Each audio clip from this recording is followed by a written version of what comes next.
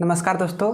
तो आज की इस वीडियो में आप लोग को हम क्लास 9th मॉडल पेपर, वो भी सब्जेक्ट आप लोग का बताएंगे साइंस का। ठीक है, वो सब्जेक्ट आप लोग का साइंस का रहेगा। इसमें टोटल क्वेश्चन जो रहेगा, टोटल क्वेश्चन 40 को रहेगा। जो पिछले साल मॉडल पेपर आप लोग को जारी किया गया था जैक बोर्ड द्वारा, उसका हम लोग देखेंगे यानी मॉडल प्रश्न पत्र। सब्जेक्ट साइंस का रहेगा। समय आप लोग का 1.5 घंटा दिया जाएगा। पिछले साल जैसा एग्जाम हुआ था उसी प्रकार इस वाला भी एग्जाम में पूछा जाएगा। ठीक है, तो चलिए बिना लेट के हम लोग शुरू करते हैं। सबसे पहले हम लोग समझते हैं क्वेश्चन आंसर की तरफ। टोटल प्रश्न 40 रहेगा। इस सब के बारे में आप लोग को नॉलेज होगा। क्वेश्चन नंबर 1 देखते हैं। क्वेश्चन नंबर 1 में क्या कहा गया है? कहा है कि एक वस्तु r त्रिज्या के वृत्ताकार पथ में घूम रही है। आधे वृत्त के बाद उसका विस्थापन क्या होगा? डिफिनेशन सबसे पहले आपको समझना होगा। बिना डिफिनेशन के आप नहीं समझ पाएंगे। देखिए, एक वस्तु है r त्रिज्या वाले वृत्ताकार, मतलब क्या है? कोई वृत्त है जिसका त्रिज्या कितना दिया है? r दिया है। अगर यहाँ से यहाँ r है तो यहाँ से यहाँ भी कितना होगा? r ही होगा, क्योंकि एक वृत्त में जब दो त्रिज्याओं को एक सीधा मिलाते हैं तो व्यास बनता है। तो वृत्ताकार पथ में घूम रही है, मतलब r त्रिज्या वाला कोई वस्तु है। आप बोल रहे हैं कि आधे वृत्त के बाद, आधा मतलब जब यहाँ से शुरू करेगा तो आधा वृत्त कहाँ जाएगा? यहाँ से लेकर यहाँ तक, यानी यहाँ से लेकर यहाँ तक जाएगा। ठीक है, तो उसका विस्थापन क्या होगा? अब ये तो इसका टोटल दूरी हो जाएगा। जब यहाँ से लेकर यहाँ तक ये आएगा तो ये तो टोटल दूरी हो जाएगा। विस्थापन का मतलब होता है दो जगहों की न्यूनतम दूरी। तो ये वाला आपका क्या हो जाएगा? विस्थापन, यानी यहाँ से लेकर यहाँ तक। तो यहाँ है आपका, ध्यान से देखिए, एक r और यहाँ से यहाँ एक r जोड़ेंगे तो कितना हो जाएगा? 2r। तो जो इसका विस्थापन कितना हो जाएगा? 2r विस्थापन हो जाएगा। बात को समझिएगा। अगर दूरी पूछता तो दूरी कहाँ से कहाँ तक? यहाँ से लेकर ऐसे ऐसे यहाँ तक आना पड़ता। अब जब ऐसे करके ऐसे आएंगे ना तो एक अर्धवृत्त बन जाएगा। और अर्धवृत्त का परिमाप क्या होता है? पाई आर होता है। क्या होता है? पाई आर होता है। तो पाई आर भी ऑप्शन में दिया है, इसको ध्यान रखिएगा। ठीक है, तो इसका सही आंसर क्या हो जाएगा? 2r होगा। यहाँ 2r नहीं, 2r होगा, क्योंकि एक r और एक r जोड़ेंगे तो 2r होगा। तो यहाँ आपका आंसर क्या हो जाएगा? 2r। आपका सी नंबर आपका करेक्ट आंसर हो जाएगा। बात को यहाँ पर समझिएगा। ठीक है, नेक्स्ट देखते हैं हम लोग दूसरा नंबर क्वेश्चन। दूसरा नंबर क्वेश्चन क्या है? वेग में प्रति सेकंड परिवर्तन की दर क्या कहलाती है? यानी वेग में जो प्रति सेकंड जो परिवर्तन होता है, माने बदलाव होता है, तो वेग परिवर्तन की दर को हम लोग क्या बोलते हैं? त्वरण बोलते हैं। वेग परिवर्तन की दर को त्वरण कहते हैं। त्वरण का ऐसा मात्रक क्या होता है? मीटर प्रति सेकेंड स्क्वायर। तो वेग में परिवर्तन की दर त्वरण कहलाता है, जो कि इसका ऑप्शन नंबर क्या हो जाएगा? इसका ऑप्शन नंबर डी हो जाएगा। ठीक है, तीसरा आप याद रखिएगा। तीसरा नंबर हम लोग क्वेश्चन देखते हैं, फटाफट देखते हैं। तीसरा नंबर के क्वेश्चन में कहा गया कि निम्न में किसकी एसआई मात्रक मीटर प्रति सेकंड स्क्वायर है? देखिए, तीसरा नंबर के क्वेश्चन में मीटर प्रति सेकंड स्क्वायर, मीटर प्रति सेकंड स्क्वायर को मीटर बटे सेकंड स्क्वायर भी लिख सकते हैं। ठीक है, अब किसका होता है? देखिए, विस्थापन। तो विस्थापन का ऐसा मात्रक मीटर प्रति सेकंड स्क्वायर नहीं होता है। विस्थापन का ऐसा मात्रक होता है मीटर। ठीक है, विस्थापन का ऐसा मात्रक क्या होता है? मीटर होता है। त्वरण का ऐसा मात्रक मीटर प्रति सेकंड स्क्वायर, यानी आपका बी नंबर आपका ऑप्शन सही हो जाएगा। क्यों? क्योंकि क्वेश्चन में पूछा है कि किसका ऐसा मात्रक मीटर प्रति सेकंड स्क्वायर है, तो बी नंबर आपका हो जाएगा। वेग का आंसर होता है मीटर प्रति सेकंड केवल। ठीक है, इनमें से कोई नहीं तो इसका होगा नहीं। तो आपका राइट आंसर हो जाएगा ऑप्शन नंबर बी। चौथा नंबर क्वेश्चन देखिए, इसमें कहा गया है कि दूरी समय ग्राफ का ढलान किसका मान बताता है? जो दूरी और समय का जो ग्राफ होता है, किसका मान बताता है? दूरी और क्या पूछा है? दूरी और समय। जब भी दूरी और समय पूछेगा तो एक बात को हमेशा याद रखिएगा कि वह हमेशा वेग का होता है। क्या होता है? वेग का होता है। दूरी और समय का ग्राफ हमेशा क्या होता है? वेग का होता है। तो वेग आपका कौन सा ऑप्शन में है? Option number C. तो ऑप्शन नंबर सी आपका राइट आंसर हो जाएगा। नेक्स्ट देखते हैं पांचवा नंबर क्वेश्चन। न्यूटन के गति का प्रथम नियम से किसकी परिभाषा मिलती है? न्यूटन गति के 3 नियम हैं, प्रथम नियम, द्वितीय नियम और तृतीय नियम। ठीक है, तो तीनों नियम आपको याद होना चाहिए। तो प्रथम गति से किसका डिफिनेशन मिलता है? तो प्रथम गति को हम लोग जड़त्व का गति कहा जाता है। जड़त्व, जड़त्व। अगर दूसरा गति में पूछता तो दूसरा गति में आपका बल का परिभाषा मिलता है, बल का परिभाषा। तीसरा गति पूछता तो इसमें क्रिया प्रतिक्रिया बल लगता है, क्रिया प्रतिक्रिया बल लगता है।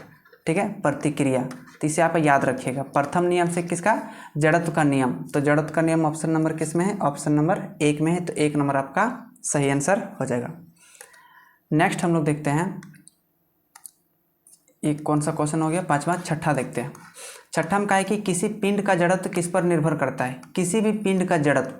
अब जड़त्व का मतलब क्या होता है, देखिए जो वस्तु जिसका द्रव्यमान ज़्यादा होगा उसका जड़त्व ज़्यादा होगा। जैसे यहाँ पर एक हम मान लिए हैं कि ये साइकिल है और एक आपका है ट्रेन गाड़ी। अब ज़्यादा भारी कौन होगा, भारी होगा आपका ट्रेन और हल्का होगा साइकिल। तो साइकिल का जो जड़त्व होगा, साइकिल का जड़त्व कम होगा और जो ट्रेन का जड़त्व होगा इसका जड़त्व ज़्यादा होगा। बात को समझिएगा। तो पूछा है कि जड़त्व किस पर निर्भर करता है, तो वस्तु के द्रव्यमान पर निर्भर करता है। जड़त्व किस पर निर्भर करता है, वस्तु के द्रव्यमान पर निर्भर करता है। ठीक है, इसे याद रखिएगा। 7वां नंबर का क्वेश्चन है कि न्यूटन का गति का कौन सा नियम बल की परिभाषा देता है। अभी आपको हम पीछे बताएं, जो बल का परिभाषा देता है द्वितीय नियम देता है। कौन सा नियम, द्वितीय नियम। तो न्यूटन गति का द्वितीय नियम आपका राइट आंसर हो जाएगा। ठीक है, नेक्स्ट देखते हैं हम लोग 7वां नंबर क्वेश्चन। 8वां नंबर देखते हैं। 10 मीटर प्रति सेकंड स्क्वायर की गति से चलने वाली 0.5 किलोग्राम द्रव्यमान वाले पिंड का संवेग क्या होगा। अब इसमें क्या पूछा गया है, संवेग। देखिए चैप्टर को अगर गहराई से आप पढ़ेंगे ना तो आसानी से आप ऑब्जेक्टिव क्वेश्चन को हल कर पाएंगे। 10 मीटर प्रति सेकंड स्क्वायर की गति से कोई वस्तु चल रहा है, जब चल रहा है मीटर प्रति सेकंड है तो ये क्या हो जाएगा, वेग हो जाएगा। तो इसका वेग कितना है, 10 मीटर प्रति सेकंड। 0.5 किलोग्राम द्रव्यमान। तो द्रव्यमान का मतलब क्या होता है, मास, जो कि कितना दिया है 0.5 किलोग्राम। अब इसमें पूछा है कि संवेग क्या होगा, संवेग। तो संवेग का मतलब होता है मोमेंटम, जिसे हम लोग पी से सूचित करते हैं। तो संवेग बराबर एक फॉर्मूला होता है, या तो पी लिखिए या मोमेंटम लिखिए या संवेग लिखिए। तो यहाँ लिख दे रहे हैं संवेग बराबर, संवेग बराबर क्या होता है, वेग गुना द्रव्यमान। तो वेग गुना द्रव्यमान। तो आराम से यहाँ पर मान बैठाएंगे, द्रव्यमान। तो वेग का मान कितना है भैया 10, द्रव्यमान का मान कितना है भैया 0.5। इसको गुना करेंगे कितना आएगा 5। और संवेग का ऐसा मतलब क्या होता है, केजी मीटर प्रति सेकंड स्क्वायर। तो केजी मीटर प्रति सेकंड स्क्वायर। तो 5 केजी किस में है, 5 केजी कितना है, ऑप्शन नंबर बी में है। तो ऑप्शन नंबर बी आपका करेक्ट आंसर हो जाएगा। 8 नंबर का बी नंबर हो जाएगा। उम्मीद करता हूँ समझ गए होंगे। नेक्स्ट क्वेश्चन देखते हैं, 9वां नंबर क्वेश्चन। 9वां नंबर के क्वेश्चन में कहा गया है कि जब कोई बस विराम से चलती है, माने जब रुकी हुई रहती है और जब चलती है, तो अचानक उस पर खड़े यात्री बस में पीछे की ओर झुक जाते हैं। ये किस नियम का उदाहरण है। मतलब मान के चलिए कोई बस है, अब बस में बहुत सारा व्यक्ति बैठा रहता है, अब बहुत सारा व्यक्ति बैठा रहता है। अब जैसे बस अचानक से चलती है, जैसे अचानक चलती है, तो इसमें से जो यात्री बैठा हुआ रहता है ना, तो वह पीछे की ओर झुक जाती है, पीछे की ओर। तो न्यूटन गति की किस नियम से होता है, प्रथम नियम से। आपको याद होना चाहिए, जब कोई वस्तु विराम की अवस्था में है तो वह विराम की अवस्था में ही रहेगी जब तक कि उस पर कोई बाहरी बल लगाकर उसकी अवस्था में परिवर्तन न किया जाए। तो ये न्यूटन गति का पहला नियम कहता है। तो ये ऑप्शन नंबर 1 हो जाएगा आपका, ए नंबर आपका राइट आंसर हो जाएगा, क्योंकि बस में बैठी आती पीछे की ओर झुक जाता है न्यूटन गति के पहला नियम के कारण। नेक्स्ट क्वेश्चन हम लोग देखते हैं 10वां नंबर क्वेश्चन। कार्य का एसआई इकाई क्या है। जो कार्य का जो होता है, कार्य का एसआई इकाई क्या है। तो कार्य और ऊर्जा दोनों का एसआई इकाई क्या होता है, दोनों का एसआई इकाई सेम टू सेम होता है। एसआई इकाई मतलब एसआई मात्रक, तो क्या होता है, जूल होता है। क्या होता है, जूल। तो इसे आप याद रखिएगा, जैसे जूल मतलब जूल याद रखिएगा। कार्य और ऊर्जा का एसआई मात्रक क्या होता है, जूल होता है। अब नेक्स्ट क्वेश्चन देखते हैं। नेक्स्ट क्वेश्चन 11वां नंबर का क्वेश्चन कि चंद्रमा पर किसी पिंड का द्रव्यमान 40 किलोग्राम है, तो पृथ्वी पर इसका भार कितना होगा। देखिए चंद्रमा पर इसका द्रव्यमान कितना दिया है, 40 किलोग्राम। और जहाँ चंद्रमा पर 40 है, तो चंद्रमा पर 40 है तो पृथ्वी पर क्या होता है, इसका 6 गुना होता है। अगर मान के चलो चंद्रमा पर कोई 10 केजी का वस्तु है, ठीक है, तो यहाँ पर अगर पृथ्वी पर लेंगे तो 60 केजी का हो जाएगा, क्यों, क्योंकि इसका 6 गुना हो जाएगा।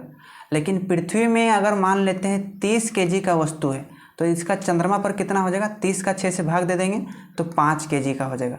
मतलब पृथ्वी का भार चंद्रमा के 1/6 होता है और चंद्रमा का भार पृथ्वी के 6 गुना होता है।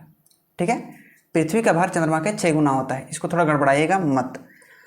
तो यहाँ पर पूछा है 40 किलो है किसी पिंड का द्रव्यमान, तो पृथ्वी पर क्या हो जाएगा। तो 40 को अगर 6 से गुना करेंगे तो 6 चक कितना हो जाएगा 24, 240। तो 240 न्यूटन हो जाएगा, क्योंकि यहाँ पर क्या पूछा है भार। भार का मतलब क्या होता है वेट। ये आपका कितना हो जाएगा 240, 240 कौन सा है तो सी नंबर आपका क्या हो जाएगा राइट आंसर हो जाएगा। नेक्स्ट क्वेश्चन देखते हैं। नेक्स्ट क्वेश्चन में आपका कौन सा है 12 नंबर का क्वेश्चन। जब कोई पिंड कंपन करता है तो यह आसपास की हवा को संपीड़ित करता है। संपीड़ित का मतलब एकदम से प्रेशर से दबाव देता है। तो एक उच्च घनत्व क्षेत्र बनता है जिसे खाली घर के रूप में जाना जाता है। तो उसे हम लोग बोलते हैं संपीड़न बोलते हैं। क्या बोलते हैं संपीड़न। मतलब जब कोई पिंड कंपन करता है और आसपास की हवा को संपीड़ित करके एक्सप्रेस मतलब दबा देता है तो उसे एक उच्च घनत्व वाले क्या होता है क्षेत्र बन जाता है। इसे हम लोग संपीड़न कहते हैं। नेक्स्ट क्वेश्चन देखते हैं 13 नंबर का क्वेश्चन। वह घटना जहाँ उत्पन्न ध्वनि परावर्तन के कारण पुनः सुनाई देती है क्या कहलाती है। वह घटना जो उत्पन्न ध्वनि परावर्तन के कारण सुनाई देती है तो उसे हम लोग गूंज बोलते हैं। मान के चलिए एक आप हॉल में बैठे हैं, हॉल में बहुत सारा बच्चा बैठा है, उसमें जब हल्ला करते हैं तो बहुत सारा क्या होता है गूंज सुनाई देता है, तो उसे हम लोग गूंज बोलते हैं। ऑप्शन नंबर सी आपका राइट आंसर हो जाएगा। नेक्स्ट देखते हैं 14 नंबर का क्वेश्चन। इसमें कहा गया है कि निम्नलिखित में किस पदार्थ में कणों के बीच आकर्षण बल सबसे कम होगा। मतलब कौन से पदार्थ, कार्बन डाइऑक्साइड या दूध या रूई या चीनी। तो आकर्षण बल जो होता है सबसे कम किस में होता है चीनी में, क्योंकि चीनी क्या है एक ठोस पदार्थ है। क्या है ठोस पदार्थ। तो ठोस पदार्थ में आकर्षण बल सबसे कम होता है। तो ऑप्शन नंबर डी आपका राइट आंसर हो जाएगा। नेक्स्ट क्वेश्चन देखते हैं। नेक्स्ट क्वेश्चन है 15 नंबर का क्वेश्चन। किस तापमान पर पानी ठोस और तरल दोनों अवस्था में पाया जाता है। कौन से तापमान पर। तो 0 डिग्री के सेल्सियस पर जो पानी होता है वह ठोस में भी पाया जाता है और वह तरल में भी पाया जाता है।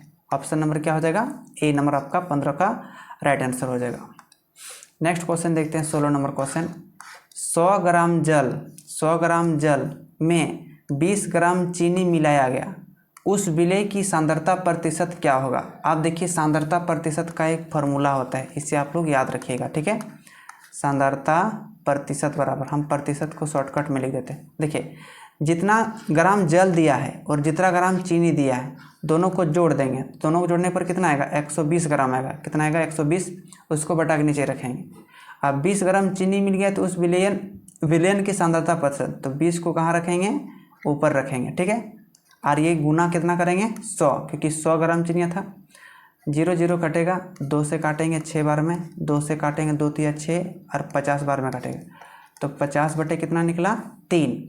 अब जब 3 से 50 को भाग देंगे तो कितना निकलेगा 3 एकम 3 बचेगा 2, 0 बचा, 3 6 का 18, यहाँ बचेगा 2। अब ये जो शेषफल बचता है इसको अंश बनाएंगे और ये जो भागफल है इसको हर, तो 16.2/3%। तो 16.2/3% ऑप्शन नंबर बी में है। तो ऑप्शन नंबर बी आपका राइट आंसर हो जाएगा। ठीक है, उम्मीद करता हूँ समझ गए होंगे। नेक्स्ट क्वेश्चन देखते हैं 17 नंबर का। इसमें पूछा है कि घनत्व का ऐसा मात्रक क्या होता है। तो आपको याद होना चाहिए कि घनत्व का ऐसा मात्रक क्या होता है। तो kg/घन-मीटर। kg/घन-मीटर मतलब समझते हैं kg/मीटर-क्यूब, ये होता है घनत्व का एसआई मात्रक होता है, ये आपको याद होना चाहिए। चलिए नेक्स्ट क्वेश्चन देखते हैं 18 नंबर। दिए गए कौन सा गुणधर्म निलंबन का है। निलंबन, अब ये निलंबन होता है क्या है। देखिए निलंबन एक प्रकार के मतलब समझ लीजिए एक पानी ले लिए। ठीक है, एक गिलास क्या ले लिए हैं पानी ले लिए हैं, पानी ले लिए हैं।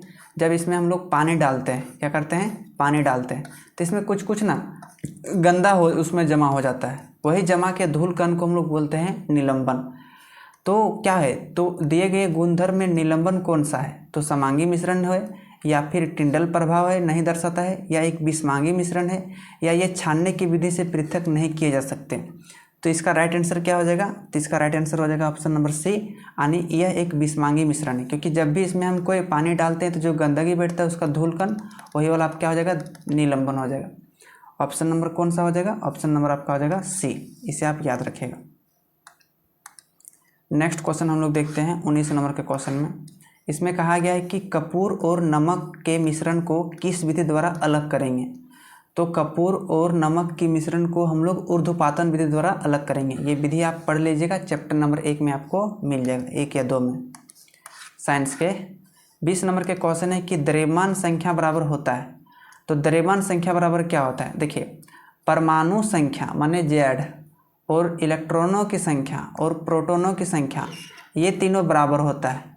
और न्यूट्रॉनों की संख्या और प्रोटॉनों की संख्या को जोड़ते हैं तो परमाणु द्रव्यमान बनता है, एटॉमिक मास बनता है। उसको ए से सूचित करते हैं ना, एटॉमिक मास। तो न्यूट्रॉन प्लस प्रोटॉन, तो neutron plus proton option number किस में है? बी में है। तो ऑप्शन नंबर बी आपका क्या हो जाएगा? राइट आंसर हो जाएगा। ठीक है, ऑप्शन नंबर बी क्या हो जाएगा? आपका राइट आंसर हो जाएगा। उम्मीद करता हूँ समझ गए होंगे। 21 नंबर के क्वेश्चन में है कि NH3 का आणविक द्रव्यमान क्या होगा? आराम से देखिए, ये आणविक द्रव्यमान आपके एग्जाम में हर हाल पूछा जाता है। NH3 देखिए, नाइट्रोजन है, नाइट्रोजन का द्रव्यमान कितना होता है? आप बताएंगे 7 दूनी 14 प्लस हाइड्रोजन है, यहाँ पर हाइड्रोजन एगो है, इसका द्रव्यमान भी 1 होता है। और इसमें 3 को 3 से गुना करेंगे तो 14 और 3 जोड़ देंगे तो कितना हो जाएगा? 17। तो 17 यूनिट, तो 17 यूनिट आपका ऑप्शन नंबर डी में। तो ऑप्शन नंबर डी आपका राइट आंसर हो जाएगा। आपको द्रव्यमान आपको याद होना चाहिए, ठीक है, तभी बना पाएंगे।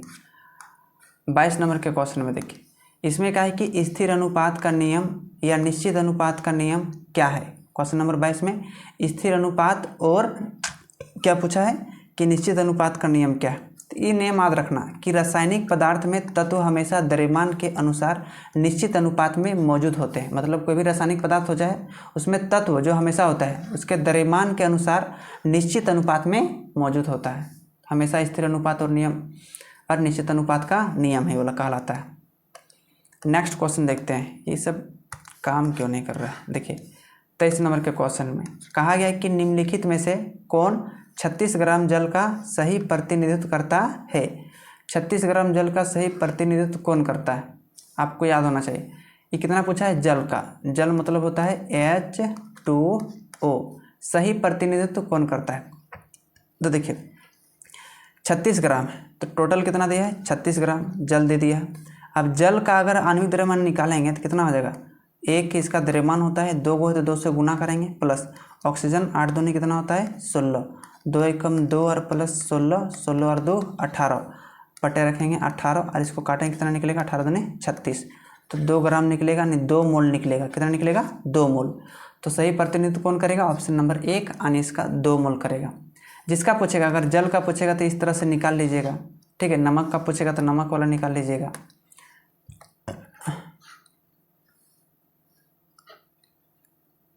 चलिए 24 नंबर के क्वेश्चन में देखिए, न्यूटन पर खाली घर आवेश रहता है। तो आपको याद होना चाहिए कि न्यूटन पर कैसे आवेश रहता है? तो उस पर 0 आवेश रहता है। क्या रहता है? न्यूटन पर 0 आवेश रहता है। ऑप्शन नंबर क्या हो जाएगा? ऑप्शन नंबर आपका हो जाएगा बी।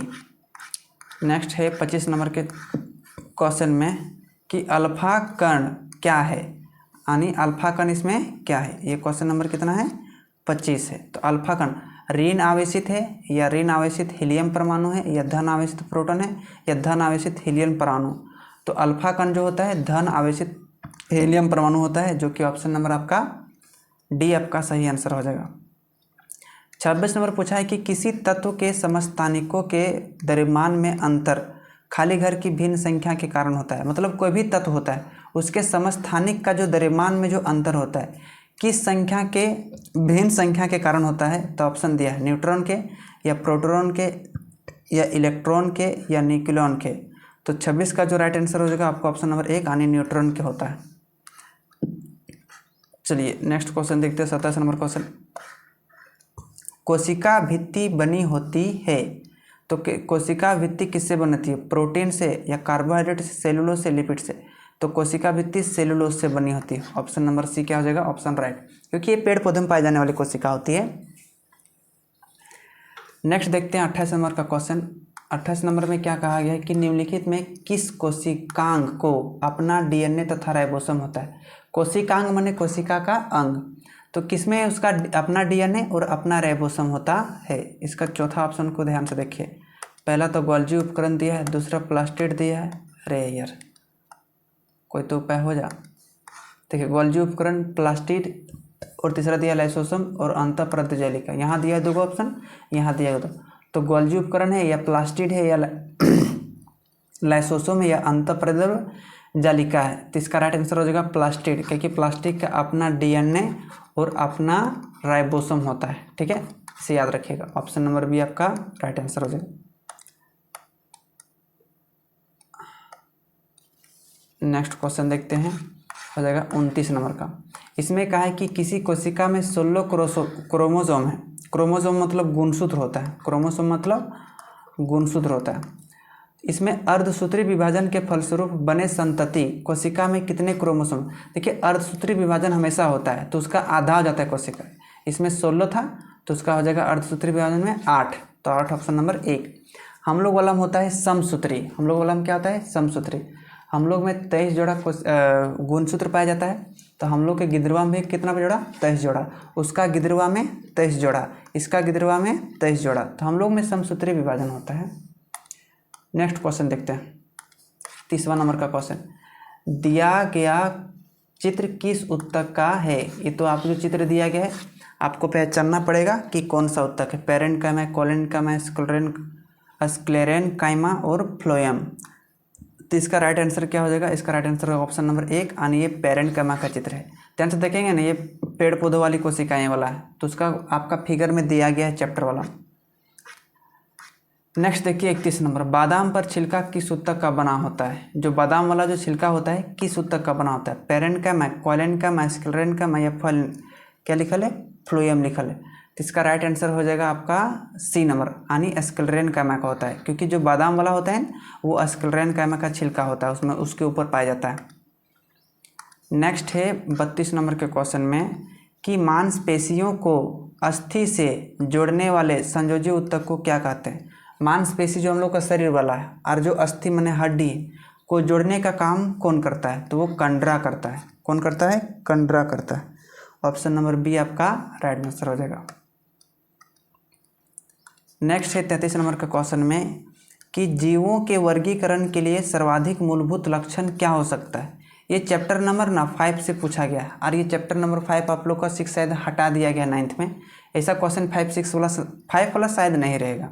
जीवों में विविधता नाम का चैप्टर हटा दिया गया, उसी चैप्टर से इस क्वेश्चन को लिया गया, तो आप लोग में कम आशा कि वो से पूछेगा। तो जीवों के वर्गीकरण के लिए सर्वाधिक मूलभूत लक्षण क्या हो सकता है? निवास स्थान, कोशिका संरचना, उनके पोषण तरीके या उनके जनन।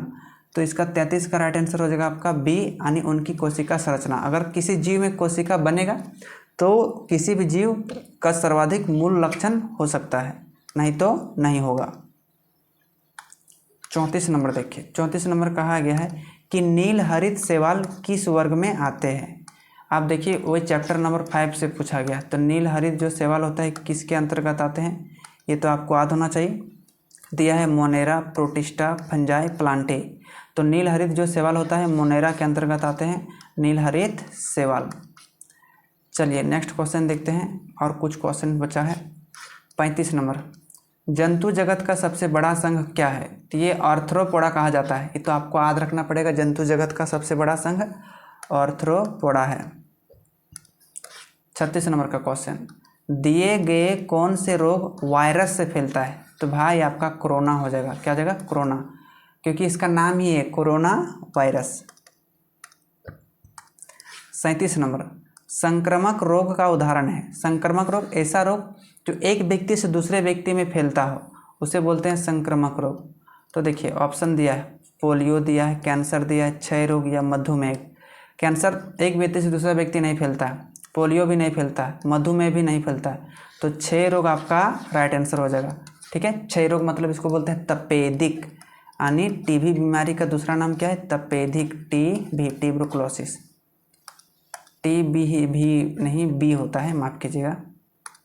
38 number question. Green house gas क्या है? तो green house gas carbon dioxide है, और भी गैस होता है, लेकिन यहाँ ऑप्शन 1 दिया है तो कार्बन डाइऑक्साइड आपका राइट आंसर हो जाएगा। 39 नंबर क्वेश्चन है कि दिए गए पोषक पदार्थ में पौधे के लिए कौन सा बृहद पोषक पदार्थ है? तो पौधों के लिए सबसे बड़ा पोषक पदार्थ क्या है? नाइट्रोजन, आयरन, कॉपर या मैग्नीज? तो सबसे बड़ा पोषक पदार्थ नाइट्रोजन है। क्या है? नाइट्रोजन है। लास्ट क्वेश्चन है और आज का लास्ट क्वेश्चन 40वां नंबर क्वेश्चन है। वायुमंडल में पाए जाने वाले ऑक्सीजन के विषैले अणु को क्या कहते हैं? तो ऑक्सीजन के विषैले अणु को हम लोग ओजोन बोलते हैं, क्योंकि वायुमंडल में 5 परतें हैं। 5 परतें में से ओजोन परत ये जो है ऑक्सीजन के विषैले अणु उसी में होते हैं, यानी ओजोन परत में। तो ऑप्शन CFC। ये क्वेश्चन नंबर 40 खत्म हो गया। तो मॉडल पेपर 2024-25 वाला जो आप लोग को 40 क्वेश्चन था, आप लोग इस वीडियो में हम बताएं। उम्मीद करता हूं कि ये वीडियो आपके एग्ज़ाम के लिए बहुत हेल्पफुल साबित करेगा। इसका हम लोग मैथ का भी मॉडल पेपर बनाए हैं, पार्ट सेट 3 तक जाकर देख लीजिएगा। डिस्क्रिप्शन में हम लिंक दे देंगे प्लेलिस्ट का, वहाँ क्लास 9th का हम बना दिए, तो जाकर आराम से देख लेंगे, अपना एग्जाम में अच्छे से अच्छे मार्क्स ला पाएंगे। अगर वीडियो अच्छा लगा तो एक लाइक कीजिएगा, चैनल पर नए हैं तो चैनल को सब्सक्राइब कीजिएगा और अपने दोस्तों के पास इस वीडियो को ज़रूर शेयर कीजिएगा। बहुत बहुत धन्यवाद पूरी वीडियो देखने के लिए।